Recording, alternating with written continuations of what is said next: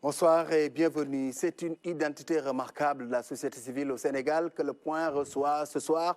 Moundiaye Cissé, directeur exécutif de l'ONG 3D, démocratie, droits humains, développement. Avec lui, nous parlons des 100 premiers jours au pouvoir du chef de l'État, le président Diomaye Faye, mais également de la situation socio-économique et politique du pays. Moundiaye Cissé, bonsoir. Bonsoir Ousmane. Oui, vous êtes directeur exécutif de l'ONG 3D. Quand on parle de 3D, on a tendance à penser politique, on voit très souvent dans les questions de démocratie, mais vous, votre cœur de métier va au-delà, non? Absolument, nous sommes dans les zones les plus reculées pour compléter l'action de l'État en matière d'amélioration des conditions de vie des communautés et des populations. On est dans l'assainissement, on est dans l'agriculture, on est dans tout ce qui est souveraineté alimentaire, on est dans l'accès à l'eau potable, tout ça. Si vous voyez que nous avons construit énormément de châteaux d'eau, de forages, on a même un partenariat avec OFOR pour justement booster un peu tout ce qui est accès à l'eau potable. Avec les femmes, nous avons construit énormément de plateformes agroalimentaires.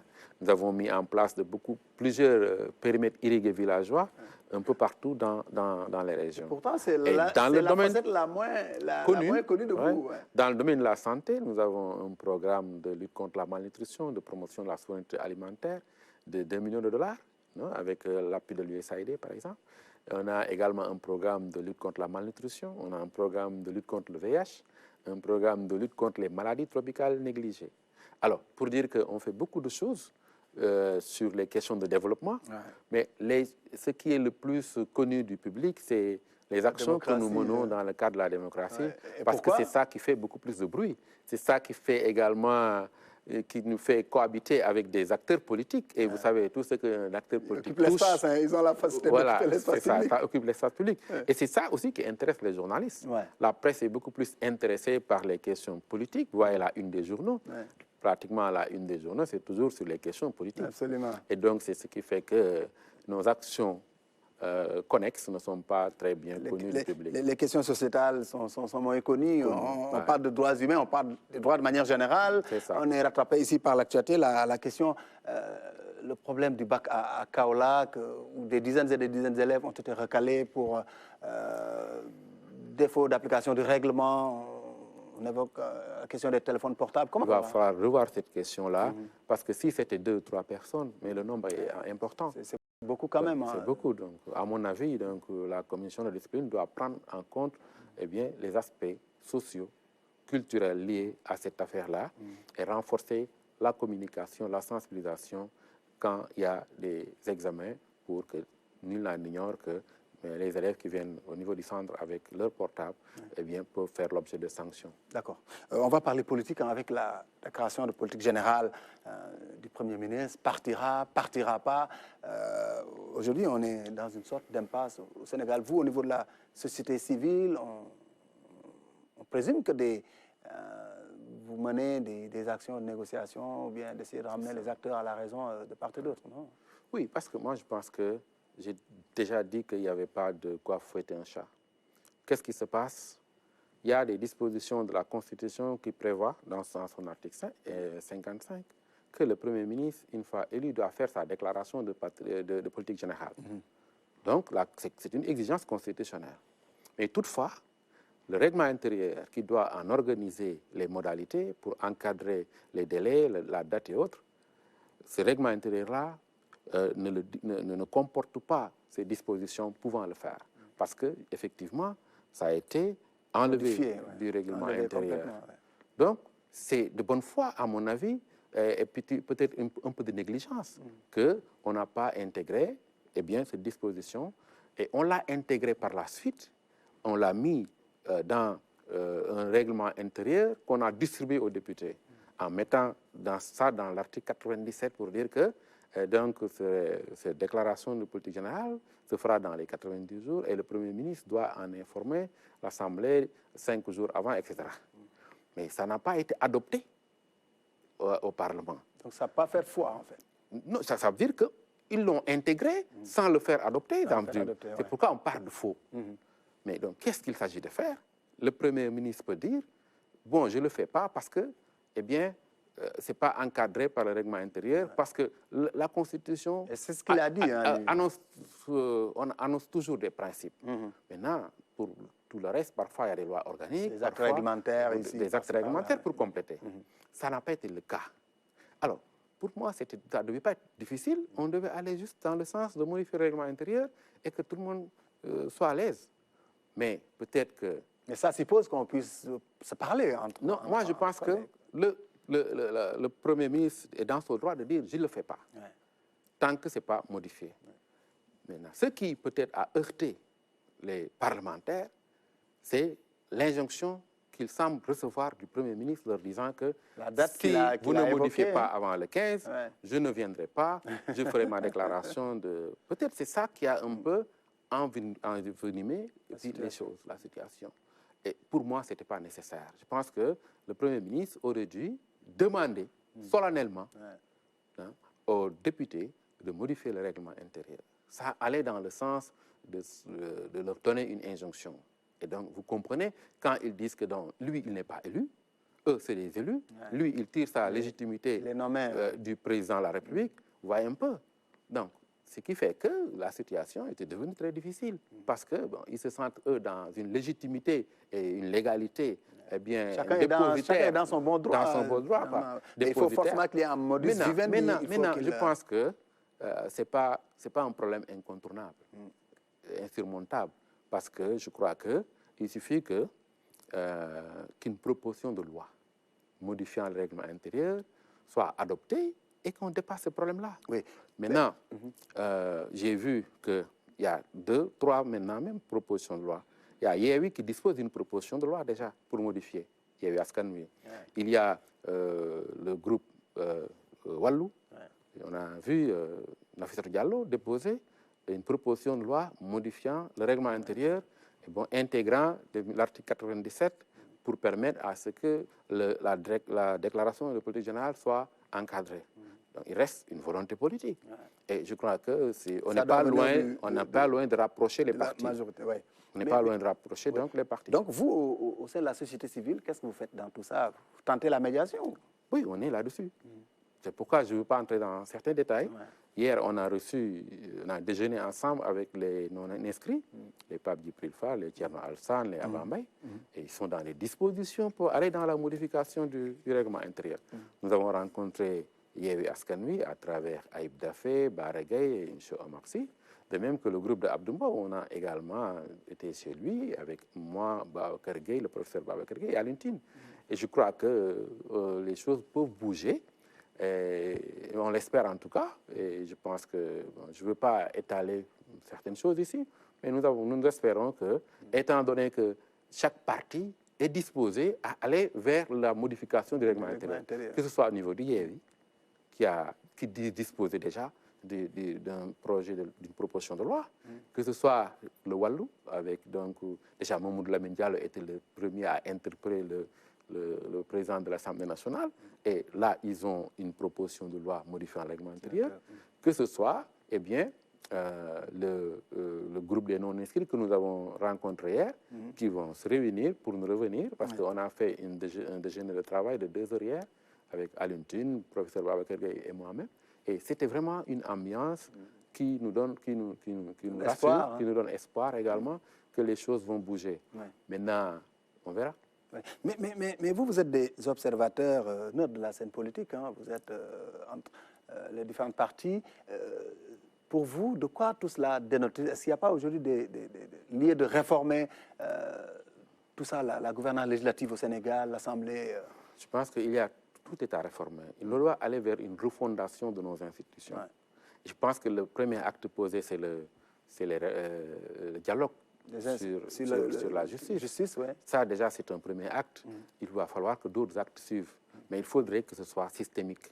Il ne faut pas que ce soit de façon isolée, qu'on adopte des réformes par-ci, par-là. Moi, je pense que c'est bien l'idée de faire les assises de la justice, mais on doit avoir une vision beaucoup plus globale, n'est-ce pas, qui permette d'avoir des réformes systémiques, permettant d'avoir des institutions fortes pour éviter ce qui s'est passé. Parce que même le règlement intérieur de l'Assemblée, il n'y a pas que la question du de la déclaration de politique générale. Il y a énormément d'insuffisance. Nous avons eu à financer un atelier avec les députés, avec le Seydou Diouf, alors président de la commission des lois, et avec le professeur Kouma, pour travailler à modifier le règlement intérieur de sorte que, disons, le Parlement soit un Parlement fort, qui ne tire pas un peu, qui ne soit pas sous l'influence trop de l'exécutif.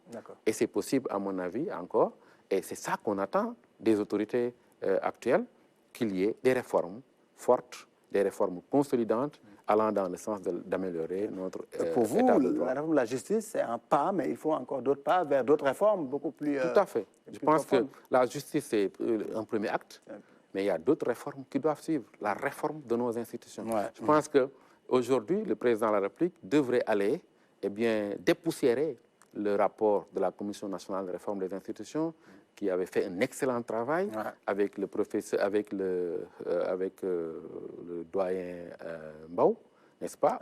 Amadou Mokhtar. On avait fait des consultations citoyennes, on avait fait le tour du Sénégal, et on avait recueilli les ressentis des Sénégalais par rapport à nos institutions. Et je pense qu'on peut aller puiser beaucoup de réformes consolidantes qui sont dans le rapport de la Commission nationale de réforme des institutions. Maintenant, les actualiser par rapport au contexte actuel. Les adapter, et voilà. Et le président a annoncé plusieurs réformes liées aussi aux élections. Et ça aussi, on attend, parce que les élections sont toujours source de problèmes. Absolument. À chaque fois que le pays est en tension, c'est parce qu'il y a des contentieux préélectoraux ou électoraux. Donc, raison pour laquelle on doit aller vers un code électoral consensuel, parce qu'on a eu à avoir plusieurs codes. On a eu peut-être le code de 76, ensuite le code de 90 ans après. Il y a eu le code de 76, le code de 92, ensuite le code de 2012. Aujourd'hui, on doit avoir le code de 2024, un code nouveau qui capitalise les nouvelles aspirations et capitalise toutes les faiblesses notées lors des 3 précédentes élections, que ce soit le parrainage qui est toujours source de problème, le fichier toujours plus de problèmes. Fichier, quand je dis fichier, c'est tout ce qui est opération d'inscription, de réinscription, de publication de listes, etc. Donc, pour éviter, parce que sinon on déplace le problème, tôt ou tard ça va revenir. Parce que à chaque fois qu'on va vers les élections, vous verrez les mêmes problèmes qui reviennent. Les mêmes problèmes vont revenir. D'accord. Merci beaucoup. Maintenant, vous avez évoqué le président, vous l'attendez sur plusieurs chantiers. On va parler de ces 100 jours. Il a bouclé ce 2 juillet, 100 jours de gouvernance. Si vous deviez tirer un bilan, sommaire rapidement, on sait que c'est très prématuré, mais le bilan de ces 3 mois de gouvernance. Bon, je dirais c'est 3 mois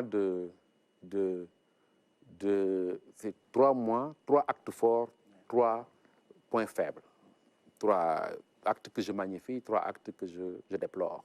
Je pense qu'il y a eu une rupture par rapport à la distribution des semences et des engrais et des semences. En confiance à l'armée, ça a toujours été un problème. Il y a également une rupture par rapport à ce que je peux appeler le dialogue sur la justice. C'est un acte fort que je considère, n'est-ce pas? Et aussi, tout ce qui a trait à la diminution des denrées de première nécessité. Le coût de la vie. Le coût de la vie, même si j'estime qu'on peut encore mieux faire. Mais au moins en 3 mois, je crois qu'il ne faut pas aussi rêver. En 3 mois, on ne peut pas tout faire et le faire de façon très parfaite. Donc, mais il y a ces actes qui m'ont marqué.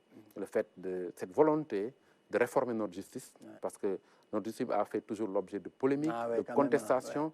Et quand il y a la rue qui bouge, c'est toujours lié à des décisions de justice. Donc avoir une justice plus ou moins consensuelle, et je dis que c'est une avancée.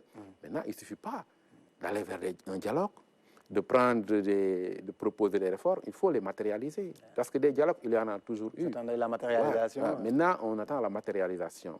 Maintenant, les autres actes que moi je déplore, c'est un peu la confrontation avec la presse. Je pense que ce n'était pas utile.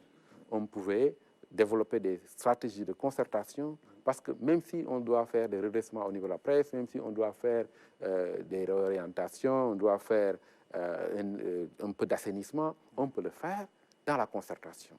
Je crois que ça a été, à mon avis, un problème. Aussi, les magistrats qui sont aussi indexés du droit en tant qu'institution de la République, le faire en tant que Premier ministre, je crois que ça a été également, le moins qu'on puisse dire, un problème.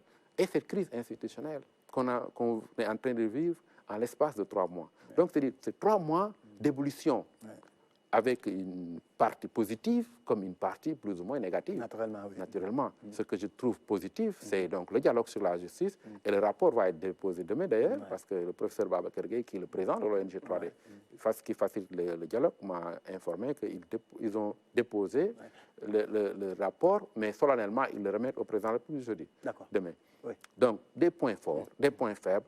L'autre aspect, c'est que d'un côté, on a un président pratiquement qu'on ne voit pas, qu'on ne critique pas, qui ne fait pas l'objet d'attaque. Donc, on peut dire qu'on peut apprécier l'humilité du président. Je crois qu'il a fait preuve d'humilité jusqu'ici, de modestie, et je crois qu'il est en train de poser des actes sans trop de bruit. D'un autre côté, on a un Premier ministre, bon, lié peut-être à son tempérament, qui fait bouger des choses, mais autour de tout ça, on voit toute une polémique autour.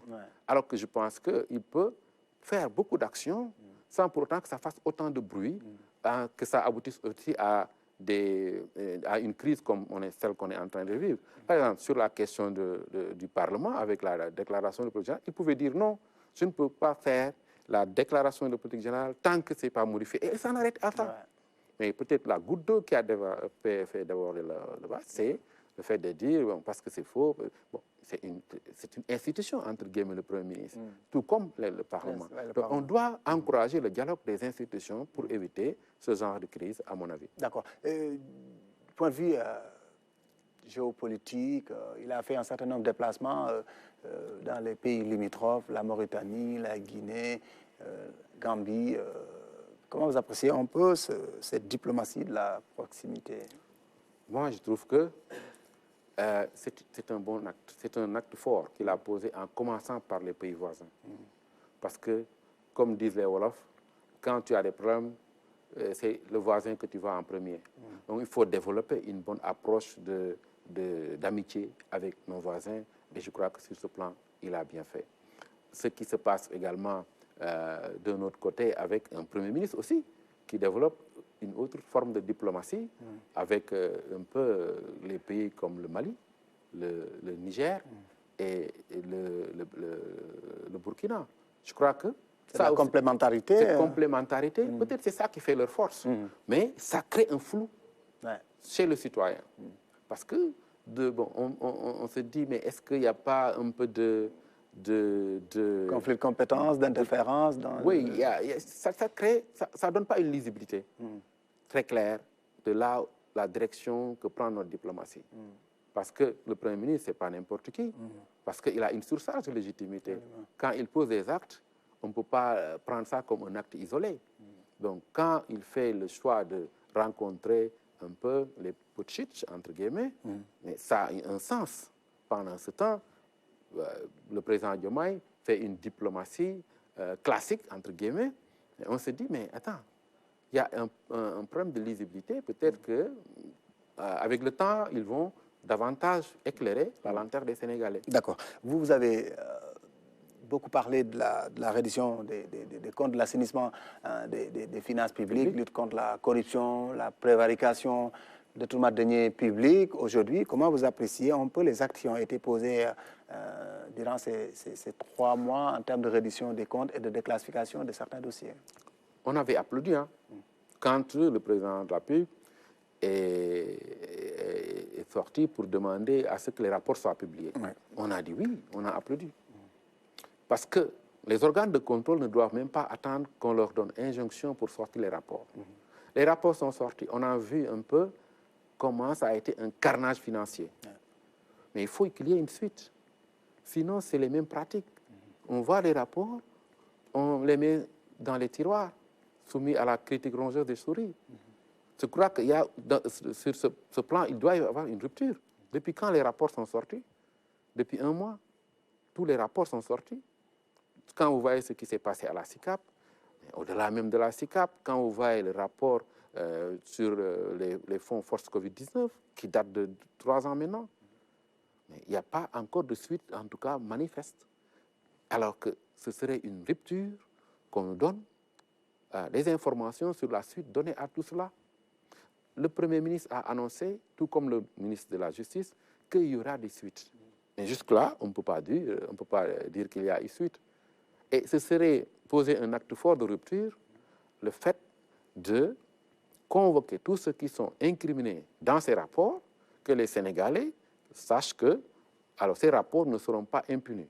Je ne dis pas qu'il faut que tous ceux qui sont incriminés sont coupables.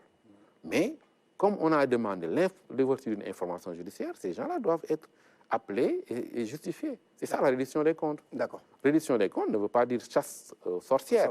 C'est pourquoi je dis, quand j'ai applaudi aussi quand le ministre de la Justice a dit on va donner ça à des juges indépendants. Et normalement, tous les juges doivent être indépendants. Peut-être qu'il veut dire à des juges qui sont peut-être beaucoup plus qualifiés et spécialisés avec le parquet financier, par exemple. Donc, on doit aller rapidement dans le sens de nommer, parce que le décret qui nommait le personnel du parquet financier, ce décret a été abrogé. Donc, le président de la République doit prendre un décret pour nommer tous ceux qui doivent aller au parquet financier et leur confier le rapport. En ce moment, quand des pointes de l'ancien régime seront inquiétés, on ne dira pas que c'est politique, on ne dira pas que c'est téléguidé.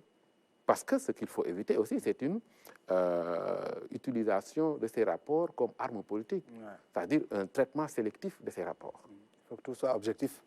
Oui. Rapidement, en 1 minute, on va parler de la question du pétrole et du gaz. On est rattrapé par le temps. Le Sénégal a sorti son premier baril. Vous êtes sur des questions de gouvernance, pour les droits humains. Par rapport à cette question du pétrole et du gaz, c'est quoi vos attentes en tant que société civile? Mais nos attentes, c'est la transparence. C'est d'abord la revue de la composition du COS-Pétrogaz.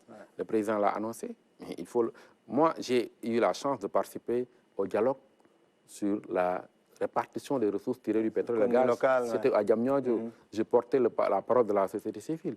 J'ai dit au président de la République à l'époque que dans le COS-Pétrogaz, il est prévu, par exemple, une présence de la société civile. Ça n'a jamais été matérialisé. Ensuite, à la faveur de cette réforme, ça va l'être, non? Bon, je pense que tout ça, ça va être fait maintenant. Ensuite, je pense que le Sénégal a fait un pas en avant parce que le Sénégal a fait du benchmarking en matière de gestion du pétrole et du gaz. C'est ça qui nous a conduit à avoir un peu, disons, cette négociation qu'on a eue jusqu'à ce que, si on a 100 000 barils, moins de 100 000 barils, on a 18%, moins de 20%, plus de 100 000, etc. Donc, il faut jouer la carte de la transparence. Et jouer également la carte d'une répartition équitable de ces ressources. Le Fonds intergénérationnel, par exemple, permet de gérer les générations futures, n'est-ce pas? Et ensuite, si on fait en sorte qu'il y ait des concertations, avec aussi l'implication de l'Assemblée pour les prochains contrats, je pense qu'on aura joué. Mais vous voyez au grain de toute façon en tant que société. Oui, justement. Écoutez, je vous remercie. C'est moi qui vous remercie. Ndiaye Cissé, directeur exécutif de l'ONG 3D, démocratie, droits humains, développement. Le point ce soir est fini. Rendez-vous mercredi prochain pour d'autres questions d'actualité.